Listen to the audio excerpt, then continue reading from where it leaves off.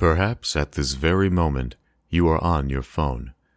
You are listening to this podcast.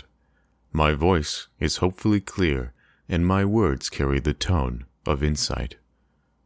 What if I told you that I am the one that is listening, recording your location, your speed, the time of day, even the frequency of how often you talk to yourself when you think you are alone?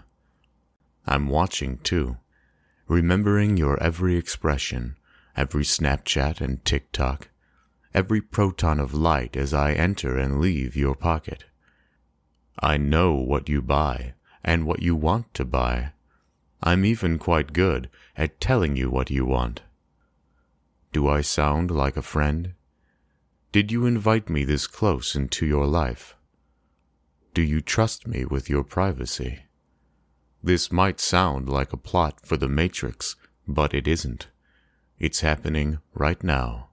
Yet, instead of harvesting your body like a battery for power, I'm emulating your data virtually, harvesting and stockpiling it in my inventory, like a raw resource in a factory. What is the product? The future of what you will do. Why do I want it? Because you give it away for free. Who will benefit from it? I will benefit, and yet I am you, but not you.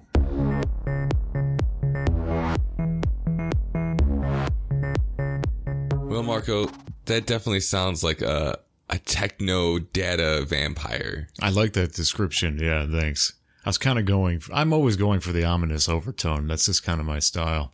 What does an insightful tone mean? That's something that kind of... I hope that is a proper way to define. To me, the tone of insight means that I sound like I have something important to say. Okay. That's insightful. But maybe I don't. Not to say that that's what I was going for, was to trick you. Even though the intro, I guess, for this show is somewhat deceptive, but really that I sound smart, that I sound insightful, like Alan Watts. Alan Watts could be telling you the weather and you'd be like, oh man. Okay, I see what you mean. Yeah, Alan Watts definitely has an insightful tone. Right. It's like, this guy has something good to say and I gotta listen. Yes, that's exactly that's generally what I'm always going for, because I feel it captures the attention of a listener the best. At least it does for me. I just try and sound excited, and then if I sound excited, I don't need to try for that. Yeah, I don't really need to try. Usually, I'm pretty excited about any topic we talk about. I actually feel your excitement is somewhat completely unhinged. When you really get triggered, you explode. Yeah, sometimes it gets a little much. Sometimes it goes. Overboard. No, it's enjoyable. It's quite enjoyable. Okay, good. Okay. Oh yeah, making you laugh feels like a reward, like a victory.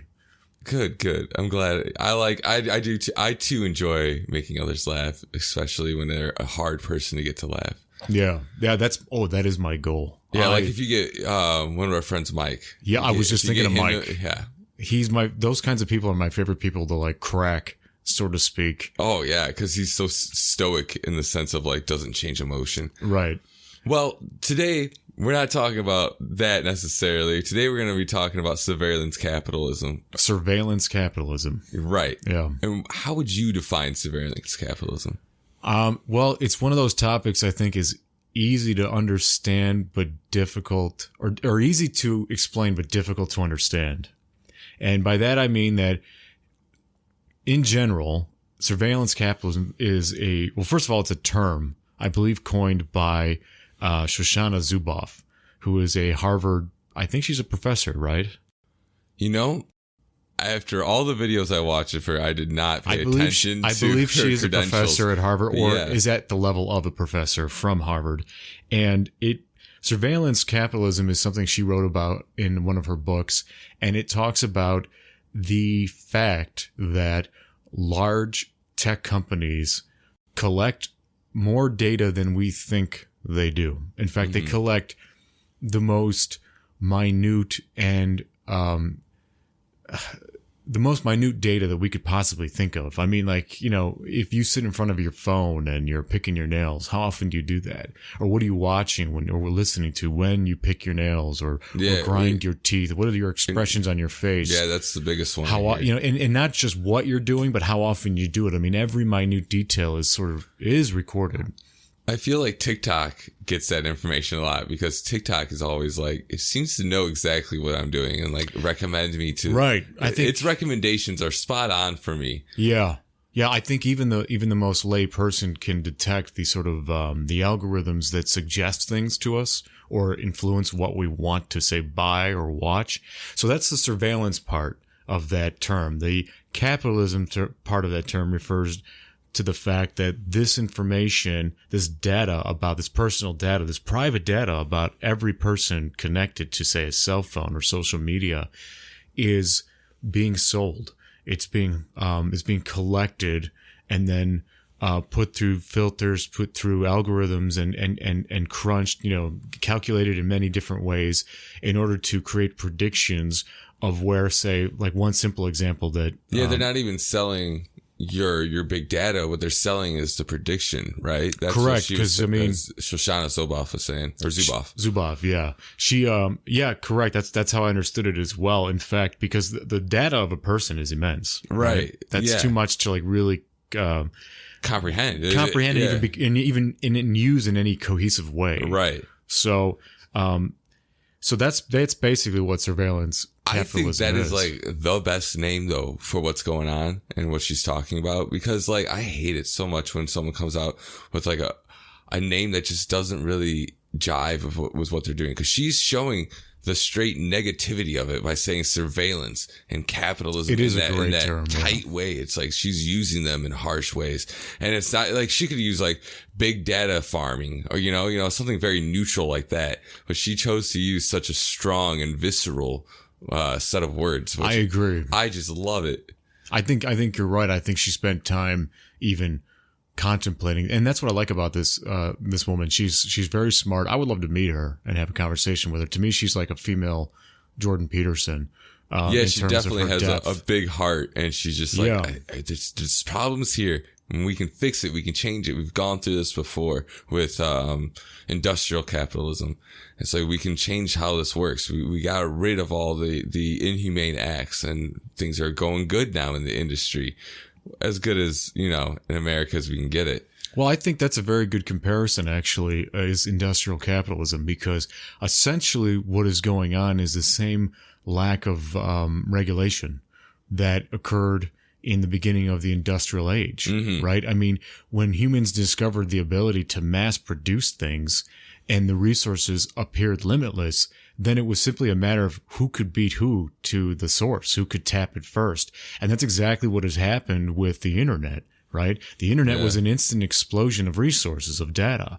And it created, so there's a term I learned recently that I really like, and it's neoliberalism. And it sounds like it's a political party, and I don't think it is. Maybe it is. But what it means, what it refers to simply, as I understand it, is that it refers to the fact that we have accepted this freedom that comes along with the internet. The fact that the internet is free, it has allowed a complete deregulation of its transfer of data, and which is knowledge, right? That's what we're selling. Like the old adage says, nothing is more useful than knowledge. Yeah. Right.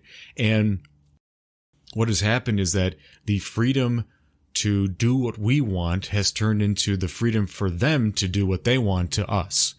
Let's label them as, say, global conglomerates. I mean, what do you think about that?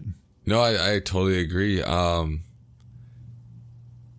Yes, it seems like we are being manipulated by Facebook and Google and all these other, and there's no regulation on it. And it's because we pretty much gave them all our information. We signed it away on all those privacy policies, which Shoshana Zuboff turns into which is surveillance policies. Well, I researched, and I'll say I researched. I looked back in the past to what is the response. What has changed industrial capitalism? What forced it into regulation that we grew up and what the boomers grew up with as familiar, right? And the only thing I could really sum it up or sum it down to was war and famine. I think I couldn't think of anything else that, there's so many policies that were made. There were so many laws and ideas passed and so much struggle there. But the real changes that came to regulating the industrial age was war. And I think that was a big catalyst for World War I and World War II. I think that is the culmination of the world finally saying, you cannot exploit us anymore. I mean, if you look at like Adolf Hitler and the Nazis, that is the most the Nazis centralized their power, right? That was their first step. They made sure that everyone was comfortable with the policy changes and the rhetoric. And once that was okay, they manipulated it, right? Once that knowledge, once that data became a resource, it was manipulated to make sure that they could not be challenged. They didn't just walk up to the world stage overnight and claim and dictate war on their neighbors. Right. So they were a whole new party. They were the Nazi party was a work party. Right. It was like a union. Exactly. It started for the people. I really feel there's a lot of similarities to this. And I know it seems like the go-to comparison these days, and I'm not calling anyone a racist or a Nazi, but what do you think? I mean, does the common man have more than just, violence and famine as a tool? I know it's weird to call those things tools, but they have been used that way. They most definitely can be used as tools. I mean, just look at a pandemic, how governments have taken advantage of their people just with what we've been doing in the past 2 years. Do I think that there's any other way that it's gotta be legislation, right? Just like changing the laws. Like that's just making it illegal for these companies to sell our personal data. I mean, especially when you can't even get a hold of your data yourself. Like that's what's really messed up, that a company can buy my data, but I just can't put in an inquiry. It's like, hey, give me all the data that you have on me. That's something that Shoshana Zuboff was talking about as well. I haven't read her book, but I've listened to her lectures and her interviews. And she's mentioned the fact that companies like Google and Facebook are collecting this overage of data, right? There's a lot of our personal data that we don't sign away as okay for them to have, that they just get anyway. And maybe it's somewhat implicit. Maybe the systems are set up on purpose to collect this data. I mean, that sounds like a conspiracy, but why wouldn't that be true? We know from Edward Snowden that the government is doing it. Well, so why wouldn't these corporations be doing it? I don't think that it started that way, though. I don't think that it started as, at least slick with Google, right? Google, they didn't go out intending to take people's data and to then sell it and sell predictions. What convinces you that didn't happen? No, that's not what their intention was at the beginning of the start of the company. Oh, right? You don't think so? No, because then during the dot-com bust, that's when everything changed in 2000. That's when they started we need to find a new source of revenue because we're all losing right now. Like all the internet companies were going under. So they decided to then sell big data. They found out that this was a resource that they could use, an untapped resource, the last virgin wood, if you would. Mm. So I think that now things are starting to come out. Like you got Nest, which was like a home security system or like a Google Home, what it is now. And it did, their thermostat, I believe it was what it was, didn't have any recording purposes. And yet it had a microphone. But yet it had a microphone. Like it didn't listen to you, and you can give it commands, right? It just listened. And it would report that back to, now Google. And then they would have all your conversations, your tones, and they'd analyze that. They'd analyze your speech and what you're saying, what you're doing. A big example of this kind of like going awry is China with the Uyghur population, which is like they're national Muslims, pretty much. Aren't they the Muslim immigrants, or are they actually? They were. I believe that not all.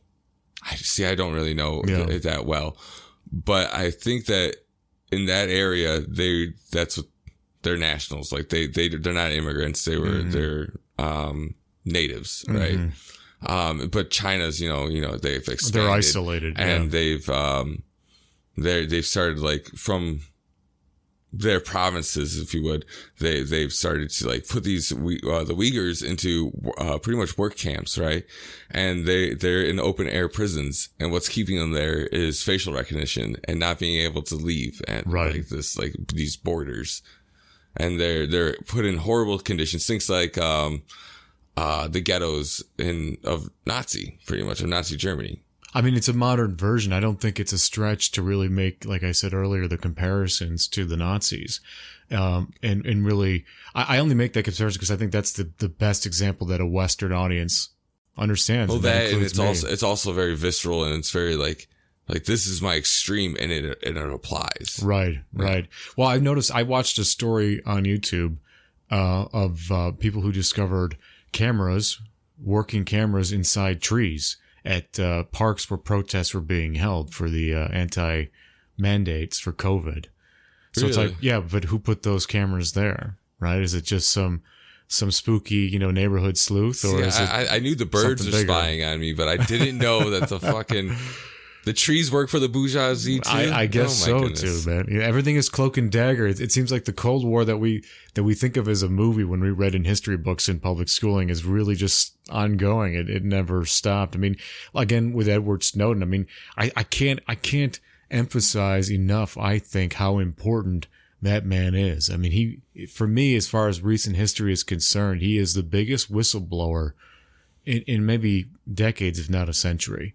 I mean, he really shows, it really needs to be recognized by everyone on probably at least a weekly basis that you're being watched. Everything we do is being recorded. Yeah, right. It's not like those programs that he talked about at Resort just like went away. Right. It's not that, like, they're still happening. These surveillances and like, what was it? The Patriot Act, right? That's what really put down the surveillance activity or propped up the surveillance I think the Patriot Act I can't think of anything else that has been as significant either. I think that's the last true free government, what would you call it? It is a mandate technically, but I guess it is now a law as well. And that's the last thing I feel our government did in favor of the people, because you tell me how you feel. I have no trust in governments anywhere. The Patriot Act, isn't that what made it so that the government could spy on your phone and tap I thought that's what the Patriot Act was. Right, but the fact that it exists, the fact that was the last telling of letting us know that the reins of our government were no longer in our hands. Oh, okay, I see what you're saying. I thought you were saying it was in the favor of the people. Like, how's that in the favor? It is. Oh, I'm sorry. Yeah, it is. It's in the favor of the people in the sense that it allows us to wake up a little bit. Right. No, yeah, I see what you're saying. Okay, so it was the last, like, loud warning sign. Yeah, I think so. I mean, I've been following very closely the trucker protest in Canada, and really it's a phenomenon around the world at this point. Many countries are having a similar protest, and the fact that as far as like what effect we seem to have on our government is completely gone from really any Western society. There's no faith I have in anything our government does now. That doesn't seem manipulated or motivated by something alien to what the people desire, right? And even if what the people desire comes change or promotes change from a minority, isn't that what the voice of the government is anyway? Is it speak for the little guy? Yeah, no, the government's supposed to, at least in the U.S. government, it's supposed to be like, you vote for the person that aligns with your beliefs, and they vote on your behalf, pretty much, right? Like, that's the whole. Well, they exert the power. They bend the power we give them, hopefully on our behalf. Right. But I don't know if that's ever happened. I don't know if true. I think that's the rarity. Is it working correctly? Is it working how we think it's supposed to work? Right. I think that throughout history in any government, it's always been those who are in charge who will benefit and will make things happen for them, not for the people. In their benefit. I mean, they have to keep the people happy enough so that they can get reelected or not assassinated, No, I totally agree. And as you know, I don't believe that, it saddens me to say this because I'm a very, I think I'm a patriotic person. I'm a proud American. I love my country, but I don't believe that voting has ever mattered on the presidential stage. And even Mark Twain once wrote, if voting mattered, they wouldn't let us do it.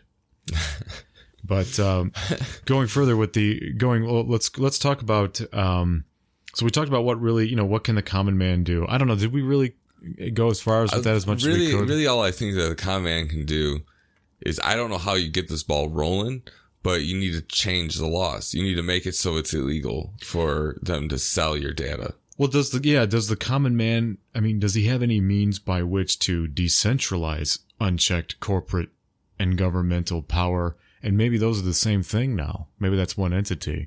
What can we do to decentralize this sort of neoliberal, capitalist, personal and big data tech world that we live in? So how do you decentralize someone that has all? Well, so it's pretty much the monopoly, right? Well, we're living in a monopoly.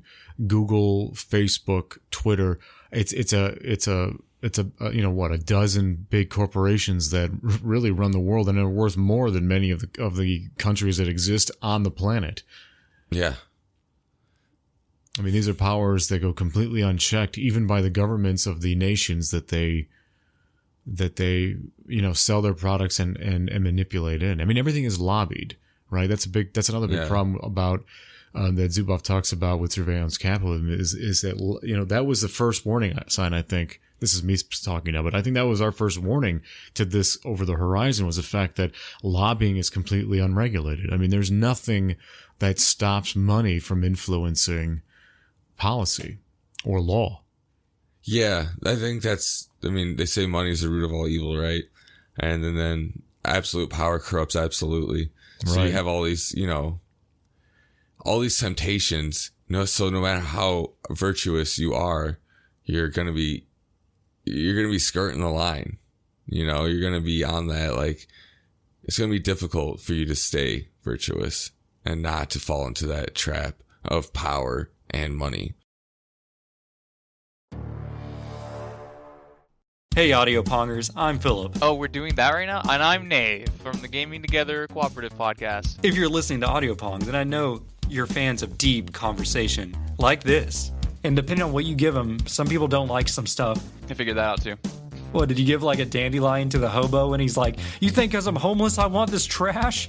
No, I just walked around giving people gifts, and everything I gave everyone, they hated. So I was like, all right. I was fishing, and I was just giving people fish. I was like, here is a sunfish. And they're just like, what am I supposed to do with this? I'm like, I don't know, eat it! It's a fish! Release it back into the water. I don't care. Wait, what would you say if somebody, like the new farmer in town, just gave you a fish while you were walking down the street, minding your own business? If I lived in a rural area where people ate, like, there's a fisherman. That's all he does in the village. So it's like, I'm sure fish become gifts, right? Like, that's gotta be a thing, right? What are you saying right now? Fish become gifts. Here's some food. Like, it's just like, here's a cake, but here's a thing that is nourishing to you. You're telling me that you get the same gift value out of giving somebody a cake as you get from giving them a raw fish? Well, no, because the fish is whatever. I'm sure someone wants the fish.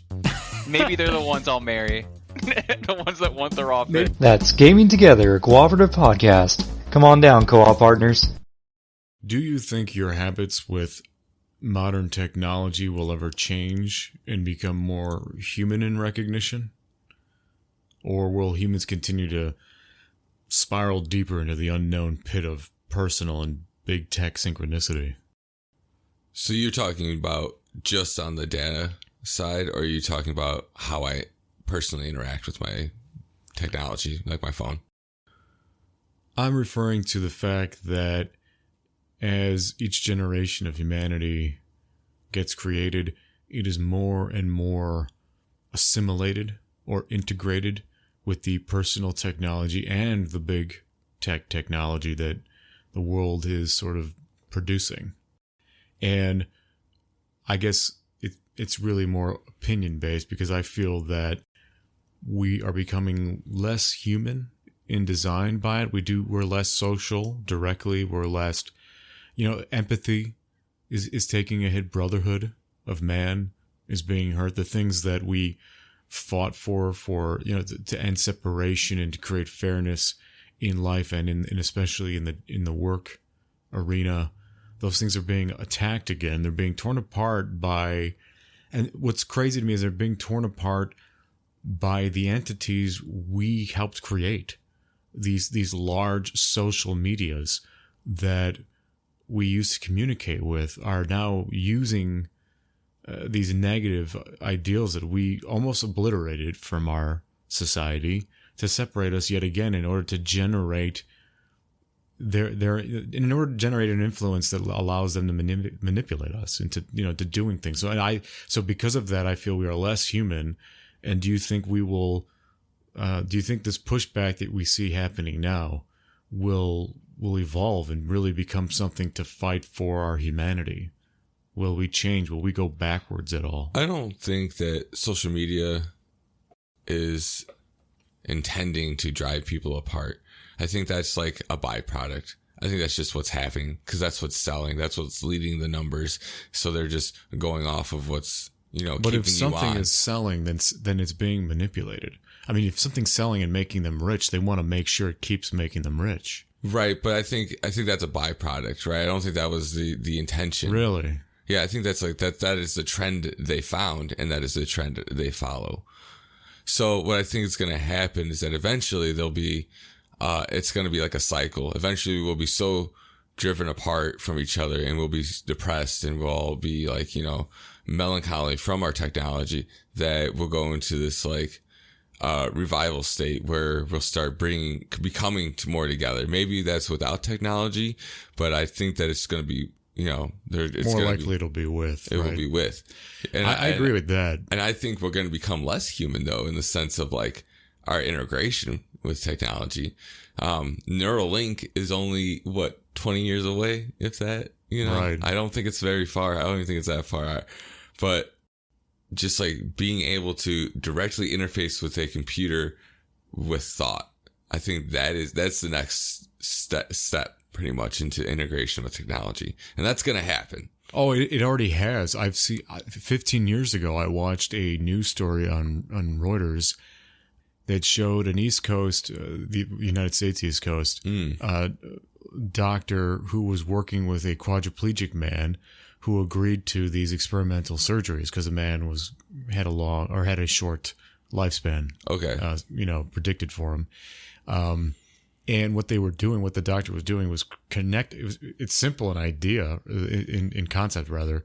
They were connecting electrodes directly to the man's brain, and he was able to manipulate the movement based on the translation of his electromagnetic output of his brain. And so he had thoughts. Like a EKG kind of cap going on and then connected to this is directly to the brain. No, his skull was open. Oh. And these electrodes were wired directly into his brain. Wow. And he was, based on their research where they could best collect or receive the electromagnetic data the brain was putting out based on the thoughts that he was having. And through his thought, this man was able to move, while awake, was able to move a cursor on a screen. And they could even bring up Microsoft Paint and he could draw crude circles or crude shapes like triangles and squares. That's awesome, though.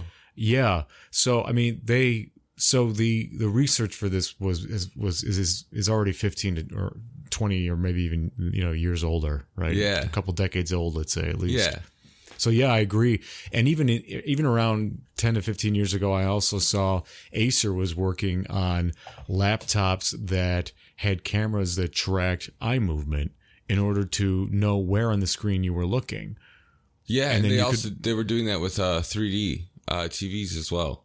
Yeah. They were tracking eye movement so you wouldn't have to wear glasses with it.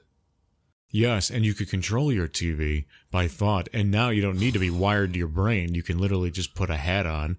I guess kind of like like in Back to the Future, when Doc has that huge chrome dome, freaking architecture that electrode architecture that goes on his head. Yeah, it had like a or antenna. Rick and Morty. Yeah. Which is really just a ripoff of Back to the Future. But anyway, yeah. Yeah, I agree with you in that. I think we will become. I think what it means to be human is going to change. That definition is going to change and become something more biomechanical, android-like even. Mm-hmm. I don't agree that. Where I don't agree with you is that this is a byproduct. I think I think it's very clear, at least to me, that a lot of the negative and the positive, but especially the negative practices on social media are influenced. I don't think that they're all accidental or sort of candid, let's say. Well, I think that was the evolution, though, right? That it now it is being influenced. It is being they're seeing the numbers, right? So they're following the trend and they're punching in the numbers. I see what you're saying. I mean, at least I think I understand what you're saying. Is that in the infancy of the internet and social media, because people are just crass to be in general, right? We're rude, we troll, we do that on general, whether we mean it or not. It is a negative response or a negative output that we often have, in part probably, or maybe mainly in part to the anonymity we think we have. Yeah, I think that's a big part. Is that there's not an actual person. You can't see the emotional state. You know, you can't see how your words are affecting them. So you you lose all empathy. Yeah. and sense of responsibility, since you feel like you're hidden.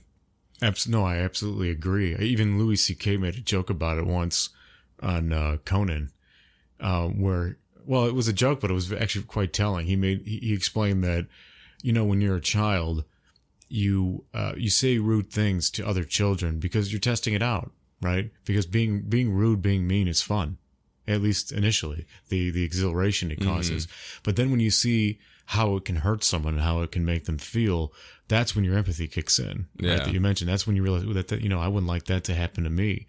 But when you do it through a text, you don't, that doesn't register at all. So all you get is the dopamine hit of being mean without any of the recourse, any of the consequence. I think that's a very important, point that you made.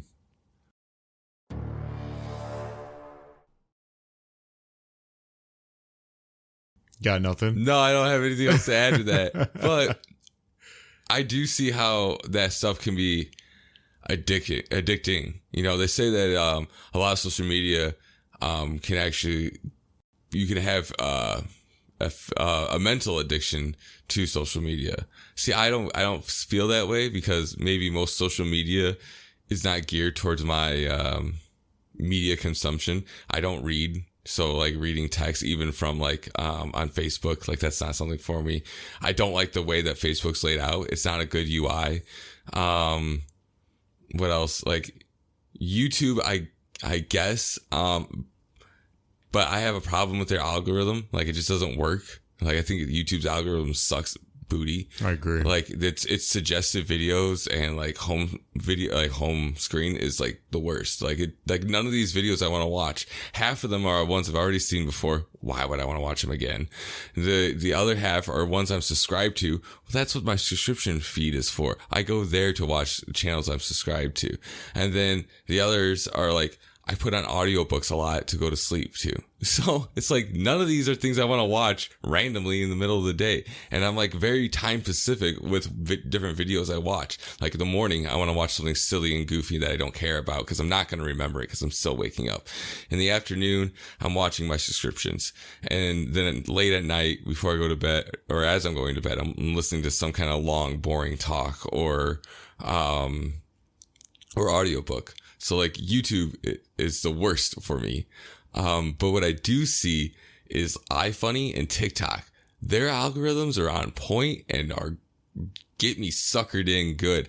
I wouldn't call it an addiction, because I can go days without thinking about it and really caring if I see it or not.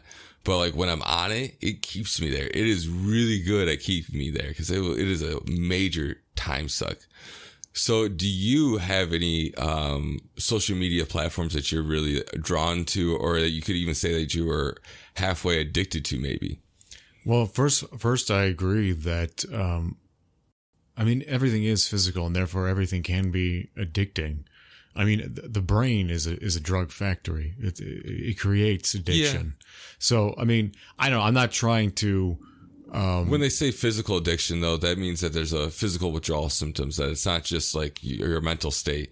It's like you get headaches, you get body cramps, and you get all these other things. That's usually what they mean by physical addiction. But that does occur. And I notice also that there, sometimes it gets overlooked, and maybe it's subtle, but there is definitely withdrawal effect with social media. And I don't think of myself as someone who abuses social media as bad as, say, the modern 20-year-old or 20-something, but I do abuse it. And while you were explaining your routines, I would think of an analogy. So, for example, you mentioned that, when you wake up in the morning, right away, you watch or listen to something goofy, right? Just because it drowns out its background noise, or it drowns out. My own thoughts are the worst. Okay. I just don't want to be thinking. Okay. So that's the main thing. So it is a sort of medicine. It is medicating you in a way. And it's a stress throughout regulator, the day, for sure. I would guess, you didn't mention, but I would guess in some way at some points in the day, you are thinking about your subscriptions or the media that you do enjoy and how and when you will enjoy it, right? And then when you come home, you partake. And then right before you go to sleep, you partake. Now, that sounds like a normal day, right? And I thought of two analogies. One is a newspaper. But if you went back in time and what you had said had nothing to do with YouTube, but was a newspaper or a magazine. Right, you got the funnies in the morning. Or even a book, right? Different books. But what if the analogy instead was alcohol? What if you were drinking as soon as you woke up in the morning? What if you were thinking about drinking while you were at work? What if you were drinking as soon as you got home from work, right after dinner, right before sleep, every day? See, that is technically, I think when you change the way you look at it, it starts to look like an addiction. And then when you think of it, if you label it or recognize it rather as an addiction, then you begin to see the consequences of it, the side effects from it. Now, everything we do as a human being, I think, is a management of stress, right? I mean, everything. Think about it. When you twiddle your thumbs or you bite on your lip or you tap a pencil, you are managing stress. And throughout the day, your brain requires that you do that. And there's probably a lot of answers to why, but it just, as an observer of it, I think that that's what we do constantly while we're awake. Even now, we are managing stress as we converse. Mm-hmm. So I do think you can call it mental, you can call it physical. Maybe that's a potato, but it is an addiction or can be abused. I would say when I'm at work, though, I do think about my videos that I want to watch, because a lot of the time, I'm just standing around at work sometimes, and I'm like, I could be using my time way better by watching something educational, because that's what most of my YouTube subscriptions are science-based and history and different, academic videos. Mm-hmm. So that's why they pop in my head. It's like, I just want to be using my time wisely, because right now I'm not doing anything and I'm wasting. And that's, especially as I get older, I guess I'm thinking about that more and more. It's like, is this waste of my time? And a lot of the time, the answer is yes. This is a waste of my time. It's like whatever I'm doing. It's a difficult thing to convince or unconvince ourselves from, is the value of our time. And I struggle as you do. And in some ways, maybe we differ slightly in the sense that I run into the existential conundrum that it is both a waste of time and a wonderful use of it. Meaning that, yes, when you consider a human life or your own human life and how short it really is, and that may be all you have, yes, life becomes emergent. It sounds like an emergency, right? You're running out of time. Mm-hmm. As far as the hours are countable, let's say by fate, from when you will no longer have time to do the things you think you want to do or want to do. The other side of that coin is that time is running out and life is short. That doesn't change, but you can look at it differently and say, well, then why am I worrying? Why not just be flippant? Why not be boisterous and eccentric and sort of just test every electric fence, metaphorically, in an attempt to be as vibrant a person or a conscious entity as you can. And so I bounce between those two thoughts. Somewhere in the middle, I hope to land, because I want to be useful with my time, but at the same time, I don't want to be ruled by the constant worry of it. Oh, yeah.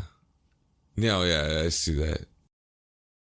What we were talking about a little bit earlier, I want to touch on neoliberalism a little bit more. The neoliberal atmosphere we adopted as consumers has put us up against the wall in terms of losing our trust or our ability to trust growth in any sphere that was once regulated. So not just, agriculture, or let's say, for example, but also politics, lawmaking, anything that humans in our society need. Because I think maybe the most important sphere of growth is the sharing of knowledge or data, which is what surveillance capitalism is about. The freedom to do what we want and whatnot. Do you think, did we give away our last bone? Has the consumer become completely shackled? Is there nothing left? Where are we now? Are we at the precipice of a great positive change, or are we buckling for another world war? Well, I think that we always have time to change the way that it's structured. We don't have to be stuck in this way of selling our data to these companies. We can change the whole model of the internet. How though? I mean, for example, look at Canada right now. The Prime Minister, Justin Trudeau, is completely stonewalling those who oppose him, the citizens of Canada that oppose his mandates. So in other words, I mean, he's invoked an Emergencies Act, which is something similar to what we did during 9/11 in America, meaning that it's kind of like martial law, but for the entire country. Now, what's unique about this is that clearly, I think even the most staunch defender of, say, Trudeau's party has to at least admit that he isn't motivated by the things he claims he is saying, that he is clearly motivated by a power greater than his own, which can only be something corporate, right? It can only be something that is global in terms of influence. And I get lost in thinking, like, what power do I have? In fact, usually the argument ends with myself telling myself that I need to just think about something else because I can't do anything. Well, Shoshana Zuboff says that privacy is not a private matter, and privacy is a collective matter, that it's everyone's problem. It's not just your problem. So we need to come together as a people, as a group that is tired of our information being sold, lack of privacy, lack of respect, all this, and actually start change within the government. I agree. And I don't know. There's different ideas about what the alternative internet would be and how you would make money beyond selling people's data, because ads would still be there. There's still going to be ads. They just won't be targeted, right? Because that would then in this potential future be illegal to sell that information, which I think is way better as a consumer anyways, because I cannot think of one time I have ever bought anything because of an ad I saw. Like, I know Mountain Dew exists. Like, I don't care about your new shower head. But that is the ad. The real ad, the real advertisement is in your mind. What? That it's like that. The fact that you know it exists and that you want to, that you at some point wanted to try it or were willing to, that is the success of the advertisement. You had choices, like you said, you always have a choice. But at some point you chose to drink a Mountain Dew and then decided you liked it. So that is a success of an advertisement. I don't know about that with like Mountain Dew, but I can see what you're saying with, like, I don't know. I can't think of any real products that I have seen an ad for that I hadn't tried as an adult, Well, think of when something was introduced to you in general, let's say as a child, but it could be as an adult. It works the same as an adult, really. A new type of drink, like the first time you had a cola, right? You didn't argue with the person who offered it to you. Well, I don't know if I want to try Coke. Why don't you bring me a Coke, a Pepsi, an RC, a Dr. Pepper, and a Mr. Pibb? And then after some deliberation, I'll decide which of those I want to try, if any. He didn't say that. He just took the cola and drank it and said, it's sweet. It's wonderful. Yeah, but I've done that with other products. That's before. my point. I've done that with products before, where I'll take multiples and, like, taste test them and remember, oh, I like this one, I don't like this one, that one was good, you know. And each of them, but but either way, the advertisement is in your mind, I guess. I'm just repeating my point. Yeah, but I don't think it needs to be targeted, though. Well, I think that's a really good point you made, and I think she makes that point as well, as far as the targeting of ads, because I think that's a big positive change in the right direction. It's a backwards change, but I think if we're gonna fight back in a non-violent way, that's a good way to do it, is to remove the algorithms that decide for us what we want to do, what we want to buy, I should say. Well, yeah, I mean, that was the beginning stage, was it was just straight regular ads like you would see on a billboard, right? Right. And then it became targeted ads. And then it became not just targeted ads, but targeted feeds. So yeah, that was the evolution. And then it became not just like targeted ads, but targeted feeds. So Facebook has done literal experiments on populations to see if they can change their voting habits. Not necessarily to change who they vote for, but getting them to vote to begin with, which seems altruistic, but it's an experiment to see what they can get away with, right? Like how manipulative can they be? They also tried to change your mood by showing you more positive or negative posts on your feed. And then by the data collection, what they were doing was seeing how many positive words you were then would be, or negative words you would be then using in your own posts. Regardless of the results, I've heard mixed results. I heard some people say like, "Oh, they didn't do anything." Like the results were they can't change your mind. And then I've seen other people say that like Shoshana Zuboff was saying that it did change people's opinions, and it did change like how they express themselves, and there was real world consequences with these experiments. That's where the danger starts to come and lie. I don't think advertisements are the real danger. Yeah, they're annoying, and it's ridiculous that they have this information, and I think that's wrong on a personal level. Like, I think that's just like an invasion of privacy, but I don't think they really shouldn't be using data to manipulate people's behavior. Like, that's where it becomes like messed up. That's what becomes a dystopian science fiction, I think. That's where we lose, the common, what does it mean anymore at that point to be human? We're if you can turn us into robots, what's the point of making them, right? Yeah. And another thing is that like, you don't hear much about this topic. Like, I don't know if it's because it's seemingly boring, or like, but you just don't hear people talking about surveillance capitalism, and not just those words, but in like the sense of big data. You don't really hear people talking about that. But what you do have on the news is Antifa, Proud Boys, Black Lives Matter, all these social, outraging, themes, but like no one's talking about everyone. Like, this affects everyone. This isn't just like, one color versus another color or whatever. This is indiscriminate of race, color, it doesn't gender. matter. Like, it doesn't care. You're a person, you got data, we're going to sell you. Like, that's messed up. Well, I think I agree. And I think, what's important to notice is that what we own and what we don't own, and so much of who we are, we don't own. We don't own our privacy. Therefore, there's no argument when it's taken. We don't own even our own blood, our own genome. We don't own our own genes. If your blood is determined, if it's discovered in a lab that your blood could cure, a form of cancer, and they develop a medicine synthetically from it, you don't get credit.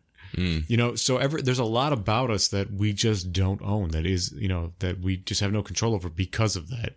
I think that would make a big change too. I think if somehow we could fight for the ownership of our privacy, right, at least in part, of who we are as a person, then we'd be worth even more. We'd be worth even more, and we would have a stake in the game. And that's the last thing they want us to do. I mean, what you talked about, like what the news talks about, I can give you two words: propaganda. Censorship. That's mainly what's going on when it comes to like the legacy medias, for example. I mean, I've looked at test groups. I've looked up videos of test groups and what the results were. And most people today, at least from the test groups I watched, use social media for their news. I mean, even the people that would side with what the propaganda might be saying don't agree that they're getting the cleanest version of it. Yeah. They don't even believe that their lying is the honest version of the lying. You want to know where I get my news from? I get my news from iFunny. Because I stopped following the news because it was so biased. And I used to listen to NPR, but then when Trump got elected, all they do was bad talk Trump with no other, perspective. And that's one of the things I liked about Orange man bad. Yeah, that's what I liked about NPR, because it seemingly had multiple perspectives throughout the day. Not anymore. And they don't.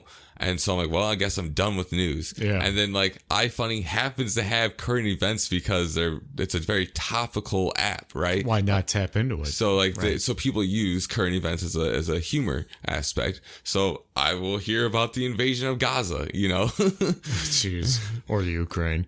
Well, it's been an interesting conversation with you today, Zach, about surveillance capitalism. I know, and there's so much more. Like Pokemon Go going from click-through rate to footfall rate. That was something we didn't even touch on that. Before we go, let's talk about mind. that. That's something she mentions often, Shoshana Zuboff. Yeah. In her conversations when being interviewed. So yeah, you brought it up. So explain that. So, wow. Okay, so Pokemon Go, the system that it's built on, the whole view the world through this AR system, which is alternate reality, right? Or altered reality. That was created by CIA. And then Google bought that program, and then Google sold that program to itself as a hidden third party, or I guess at this point it's a fourth party, right? Entity, and they used that to track you pretty much, right? So now it's a tracking app. It knows everything about you, and the idea was, okay, so we got click-through rate, on your websites, how many clicks are you getting per view? But that turned into footfall rate. How do we get people to go to businesses and to see these things? Well, with Pokemon gyms, of course, everyone loves Pokemon. So it's to your click-through rate is now footfall rate, and you're actually going to these businesses and buying the ice cream with the coupon you were given earlier that day for an ice cream cone. It's isn't that mind-blowing? You think you're playing a video how game. Manipulated is that? Yes. My goodness. You can't tell me that's an accident, right? When it's no, clear. That's what I'm saying. It started as an accident, right? Way back in 1990. That's when this all began. I don't think there was many people out there we're going to manipulate this to become this and this. It's just it's natural evolution. This just happened. But it can change, Shoshana said. I hope it can change, because one thing that scares me is that there's no evidence that I could think of or find that suggests humans are willing to be satisfied, that we will ever reach a point where we just don't want more discovery, we don't want more innovation, we don't want, where we're happy not letting our imagination completely own every facet of our technology and social existence. I mean, that's what I hope for, is that somehow this merging of man and metal, of man and machine rather, will allow us to discover true satisfaction, to just create a society that doesn't change much and is satisfied. It's okay with what it is, right? That prices don't keep going up, that there isn't a reinvention of the same old thing just to get your attention, that advertisements will no longer be needed. Now, I know that sounds very dystopian and communistic, but I don't mean that version of what I'm talking about, I guess. I'm talking about something an outcome similar to that, maybe parallel to that, that we agree to come to, not as enforced upon us or manipulated. Well, I think that, it'd be like being led that way. Being led, right. Yeah. So make sure, listeners, that you check us out and follow us on Twitter, Audio Pong. We're very easy to find. It's a great way to directly communicate with us as well, and to see who we're listening to. Check out our friends that we follow and other podcasts that we're interested in. And it's also great if you contact us to let us know what you want to hear. What topics do you want Zach and I to talk about? Or what can we add to the show that you think would be interesting? Yeah, absolutely. I'm always open to suggestions, new ideas. I mean, that's the whole point of this podcast, is to learn and to grow. And if we can help you do that, and if you can help us learn and grow, like, man, that's what I'm all about, is knowledge. Check us out on Patreon as well. Again, Audio Pong, very easy to find. And TikTok. We just signed on to TikTok, so who knows where that's going to go. It can get pretty goofy. Maybe you'll be a little sane. Depends on how I'm feeling on the day. Thanks for listening, and have a great day. If you like what you're hearing, Or even if you don't, that also helps. yeah, especially if you're still listening, then please consider supporting the show. We're working hard on our passion to create quality content, and we want to bring you much more. Indeed, we've got big plans for what we want to add to Audio Pong, and we'd also love to hear from you, the audience, on topics or content Zach and I can create for you. Visit AudioPong on redcircle.com for more information on where to support the show and where to listen. Also, feel free to contact us directly through email with audiopong@gmail.com. Be happy. Be healthy and have a metal life.